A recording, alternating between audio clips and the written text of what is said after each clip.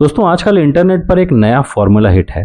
अगर टैलेंट आपके पास नहीं है तो लोगों को ट्रिगर कर दो, कुछ ऐसा कर दो जिससे लोगों को गुस्सा आए और फिर उनके रिएक्शन से अपनी इंगेजमेंट बढ़ा लो।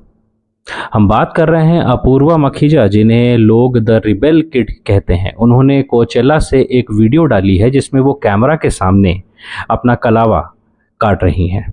मुझे मेरे पंडित ने बोला था कि आप ये वाला धागा मत काटना, बट मेरे और मेरे एस्थेटिक कोचेला पिक्चर्स के बीच में अगर कोई आ सकता है तो वो सिर्फ मैं खुद। So that thread is off, hope I don't die.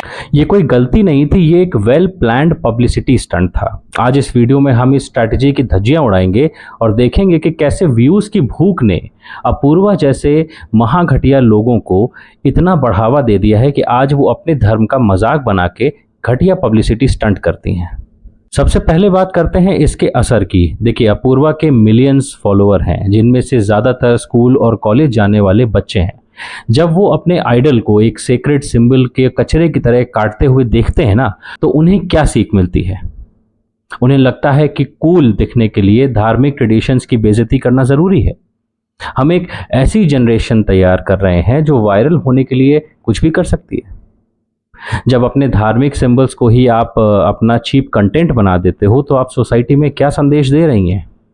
कल को तो कोई व्यूज़ के लिए अपने पेरेंट्स का भी मजाक उड़ाएगा तो क्या हम उसे भी रिबेल का नाम दे देंगे क्या? ये कंटेंट नहीं है मैम, ये एक मानसिक बीमारी है जो धीरे धीरे यंग लड़के और लड़कियों में जहर घोलने का काम कर रही है। अब आते हैं मुद्दे की बात पे। कलावा सिर्फ एक धागा नहीं होता है, वो करोड़ लोगों की आस्था और संस्कार का हिस्सा है। अपूर्वा ने उसे ऑन कैमरा क्यों काटा? क्योंकि उन्हें पता है कि इंडिया में रिलीजन एक ऐसा टॉपिक है जो सबसे ज़्यादा आपको इंगेजमेंट देता है। बात बहुत सिंपल है, अगर आपको म्यूजिक फेस्टिवल में धागा अनकंफर्टेबल लग रहा था तो आप उसे बिना कैमरा ऑन किए भी निकाल सकती थी, पर नहीं, कैमरा के सामने आके सार्कास्टिक स्माइल के साथ कहना कि फेस्टिवल ज़्यादा इंपॉर्टेंट है और कलावा काट के दिखाना, ये दिखाता है कि आपको इस सिंबल की कोई रिस्पेक्ट नहीं है। आपने एक सेक्रेट चीज़ को एक घटिया कंटेंट बना के बेच दिया ताकि लोग भड़क सकें। आप बस शायद ये चेक कर रही थी कि कितने लोग ऑफेंड होंगे ताकि आपका रीच और ऊपर बढ़ जाए। वैसे ये धार्मिक भावनाओं से खेलना या उसका मजाक उड़ाना आजकल एक ट्रेंड सा बनता जा रहा है दोस्तों। हम आए दिन किसी न किसी सेलिब्रिटी को अक्सर सुनते हैं जो हिंदू ट्रेडिशन स्पेशली और सिंबल्स का वो मजाक उड़ाते दिखते हैं। चाहे वो पूजा हो, चाहे वो करवा चौथ को लेके बात हो, चाहे वो योगा हो, चाहे वो माथे पे लगाने वाला तिलक हो।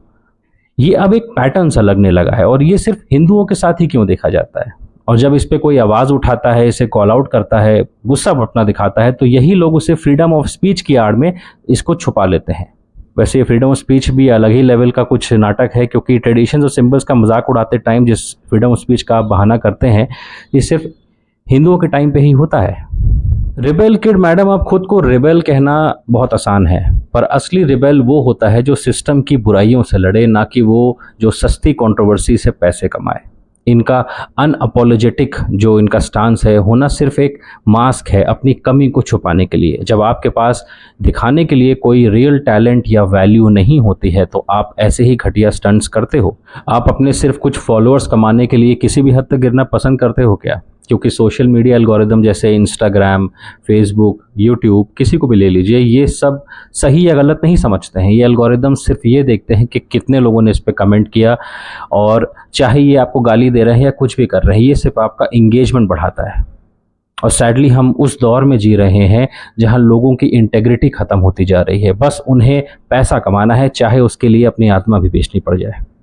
At the end of the day ये सिर्फ एक रील की बात नहीं है, ये उस आउटरेज इकोनॉमी की बात है जहां आपकी डिग्निटी की कीमत कुछ मिलियंस व्यूज़ लगाई जाती है।